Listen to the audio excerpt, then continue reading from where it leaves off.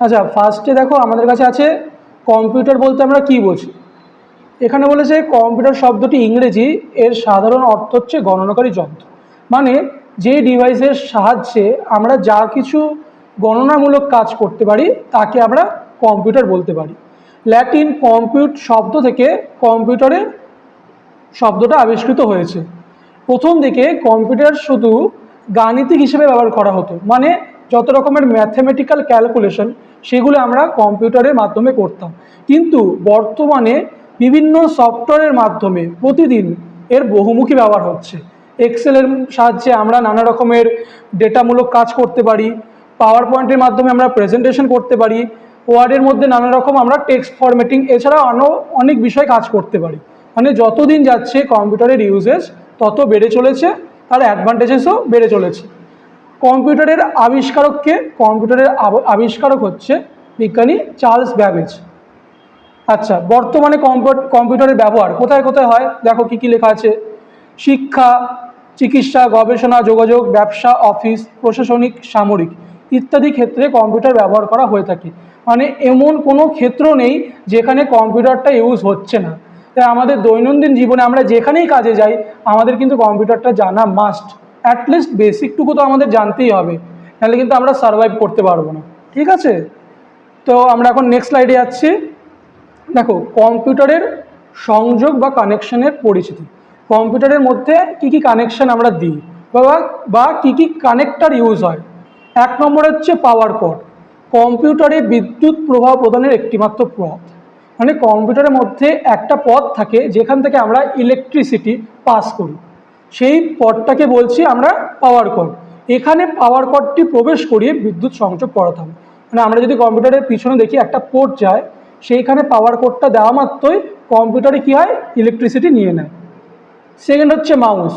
মাউসে কি বলেছে, আগেকার মাউস হচ্ছে একটা ইনপুট ডিভাইস। মাউসের সাহায্যে আমরা যা কিছু ইনপুটমূলক কাজ করি সেটা আউটপুট হিসেবে আমি ডিসপ্লেতে দেখতে পাই। সামহাউ যখন আমি ধরো এই মনিটরটাকে শাটডাউন করবো, অল টিপে F4 করলাম, শাটডাউনের অপশান এসছে। তারপর গিয়ে আমি মাউসের সাহায্যে শাটডাউনে প্রেস করব, দেন গিয়ে কিন্তু ওটা শাটডাউন হবে। ঠিক আছে, আগে আমরা PS2 মাউস পোর্ট ছিল, এখন কিন্তু PS2 মাউস পোর্ট নেই, এখন হচ্ছে ইউএসবি পোর্ট। ইউএসবি পোর্ট আমরা দেখলেই বুঝতে পারি, যেখানে আমরা পেন ড্রাইভ ইনসার্ট করি বা ডেটা কেবল ইনসার্ট করি সেই পোর্টগুলিকে ইউএসবি পোর্ট বলা হচ্ছে। সেখানে আমরা মাউসের তারটাকে ইনসার্ট করি। আদারওয়াইজ ওয়্যারলেস মাউস যদি আমরা ইউজ করে থাকি সেক্ষেত্রে এই যে সেন্সারটা হয়, সেন্সারটাকে আমরা ইনসার্ট করে দিই কোথায়, ইউএসবি পোর্টে। কিবোর্ড কি, কিবোর্ড হচ্ছে একটা ইনপুট ডিভাইস। কিবোর্ডের মধ্যে আমি যা কাজ করছি সেটা মনিটরে ডিসপ্লে হচ্ছে। সাপোজ ধরো আমি এক্সেলে কোনো ক্যালকুলেশন করব, আমি এখান থেকে ধরো =5 + 5 লিখব, সেটা গিয়ে এক্সেলের মধ্যে ডিসপ্লে করছে যে এর অ্যান্সার হচ্ছে 10।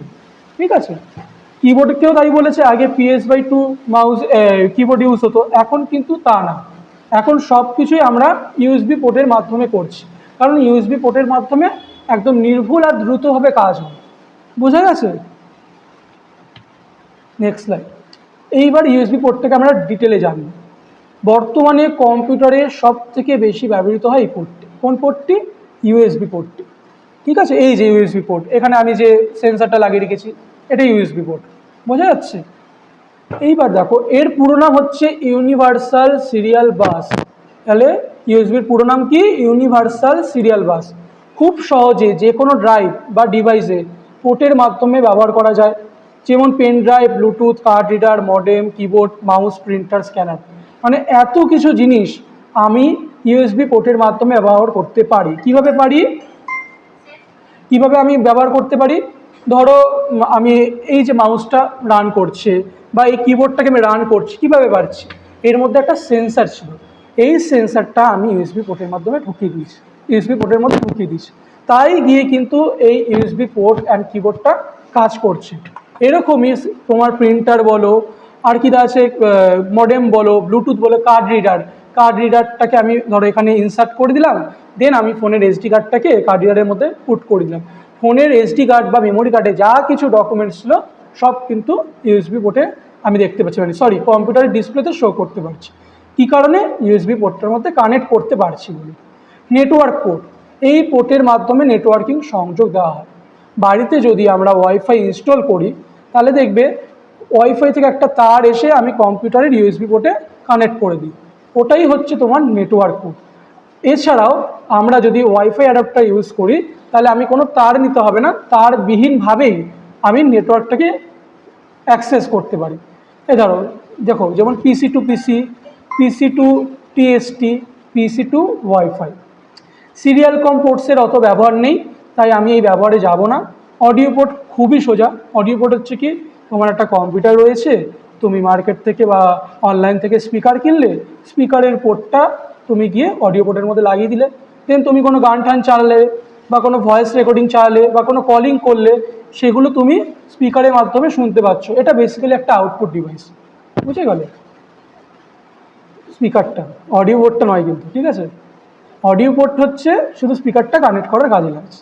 গেম পোর্ট, গেম পোর্টে এ পোর্টে গেমের ডিভাইস বা জয়স্টিক লাগানো থাকে, গেম পোর্টটার মধ্যে গিয়ে তুমি লাগিয়ে দিলে জয়স্টিক, দেন গিয়ে তুমি গেম খেলছো। বিশেষত তোমরা তো আবার গেম টেম খেলো বেশি, তাই না? এই যে ভাইয়েরা, ঠিক আছে। ভিডিও, এই ভিডিও হচ্ছে আউটপুট পোর্ট, ঠিক আছে? আমি কোনো কিছুর আউটপুট দেখব, সেটার জন্য আমি এটার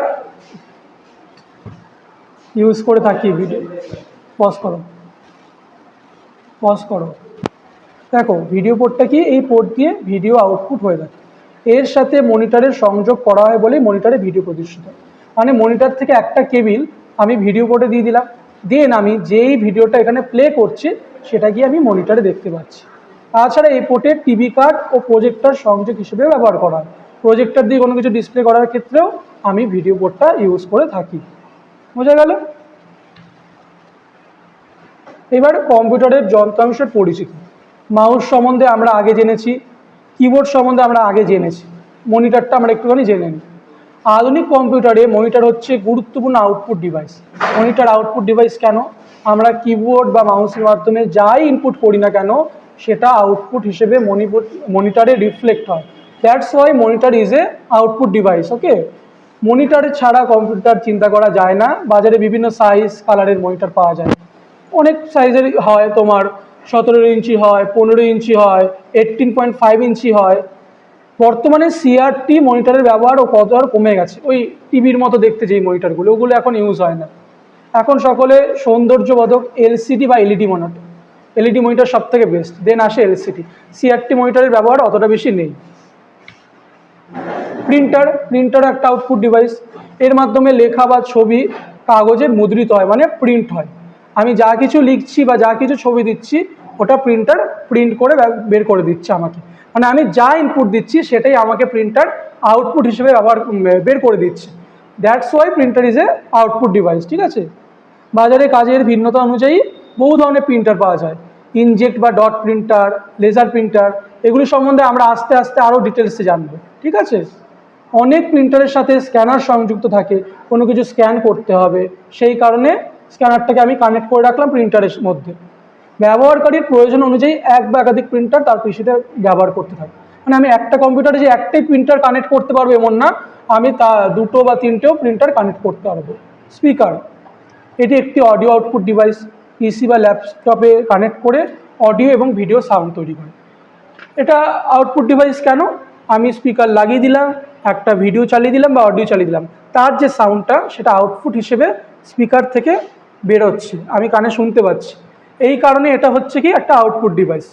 রাউটার, রাউটার ইনপুট ও আউটপুট ডিভাইস দুটোও বলা চলে, বা রাউটার ইনপুট ও আউটপুট ডিভাইস নয়, কোনোটাই নয় এটাও বলা চলে। এর মাধ্যমে একটি মাত্র মডেম ব্যবহার করে একাধিক কম্পিউটারে ইন্টারনেট কানেকশন পাওয়া যায়। মানে আমি একটা রাউটার ইনস্টল করে যে আমি শুধু একটা নেটওয়ার্কিং ডিভাইস চালাতে পারবো তা না, একসাথে আমি অনেকগুলো নেটওয়ার্কিং ডিভাইসে কানেক্ট করতে পারবো একটা রাউটার বসিয়ে। ব্যবহারকারীর যদি একাধিক কম্পিউটার থাকে তবে একই সময়ে সকল কম্পিউটারে ইন্টারনেট সংযোগ করে, যা তার খরচের হার কমিয়ে আনতে সাহায্য করে। সাপোজ ধরো এই ইনস্টিটিউটে কি 10-12খানা ইন্টারনেট লাগানো আছে? না, একটা মাত্র ইন্টারনেট লাগানো আছে। ওই একটা ইন্টারনেটের মাধ্যমে একই মুহূর্তে অনেকগুলো কম্পিউটার চলছে, ফলে কি আমার খরচাও কমে যাচ্ছে, আমি একসাথে অনেকটা অ্যাক্সেসও পাচ্ছি। বোঝা গেল? ওয়েবক্যাম, ওয়েবক্যাম হচ্ছে একটা ইনপুট ডিভাইস। এর মাধ্যমে ব্যবহারকারী তার পিসিতে তার ছবি প্রবেশ করাতে পারে। ইন্টারনেটে কারোর সাথে ধরো কথা বলছি, চ্যাট করছি, সেক্ষেত্রে আমি ওয়েব ক্যামটাকে ইউজ করতে পারি। কম্পিউটারের সাথে ওয়েব ক্যাম সেট করে দিলাম, এবার কাউকে ধরো ভিডিও কল করছি, কেউ অনেক দূরে থাকে, অনেক দিন বাদে ধরো কথা বলার হয়েছে, বা কোনো মিটিং পারপাসে, জুম মিটিং বা গুগল মিটিং, সেসব ক্ষেত্রে ওয়েব ক্যাম খুবই উপকারী বিষয়। ওয়েব ক্যাম ইনপুট কেন? ওয়েব ক্যামে আমার ইনপুটটা নিচ্ছে, আমি যেখানে বসে আছি আমার ছবিটা ইনপুট হিসেবে গ্রহণ করে অপর প্রান্তে যে দেখছে তার কাছে সেটাকে আউটপুট হিসেবে প্রেজেন্ট করছে।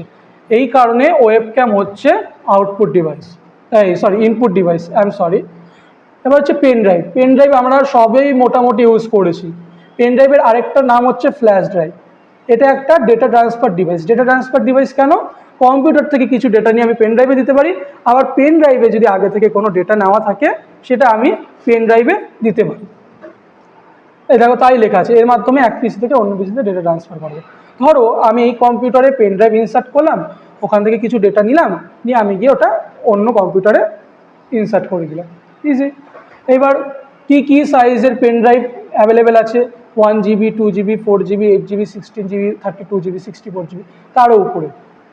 এইবার আসছি আমরা সিপিইউতে। সিপিইউ হচ্ছে কম্পিউটারের মূল উপাদান, মানে কম্পিউটারের ব্রেনটাই হচ্ছে সিপিইউ। এর কার্যকারিতা গ্রহণ ও প্রদানের জন্য বিভিন্ন যন্ত্রাংশ ডিভাইস ব্যবহার করা হয়। মানে একটা সিপিইউতে আমরা যে কম্পিউটারটাকে পাচ্ছি, আমরা ধরো বলে দিলাম এটাই কম্পিউটার, এটা নয়। একটা সিপিইউর মধ্যে নানা রকম জিনিস ইনস্টল করে তবে গিয়ে কিন্তু আমরা একটা কম্পিউটার সুন্দর করে ইউজ করতে পারছি। সাপোজ ধরো সিপিইউর মধ্যে আমি র্যাম পাচ্ছি, সিপিইউর মধ্যে তুমি এসএসডি পাচ্ছি, সিপিইউর মধ্যে আমি হার্ড ডিস্ক পাচ্ছি, ঠিক আছে? এরকম এছাড়া আরও অনেক জিনিস আছে, এসএমপিএস পাচ্ছি।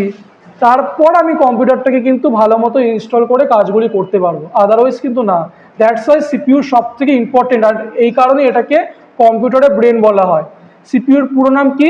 Central processing unit. এর মাধ্যমে সকল ডেটা প্রসেস হয় এবং ডেটা সংরক্ষণ করা হয়। কার মাধ্যমে? সিপিইউর মাধ্যমে।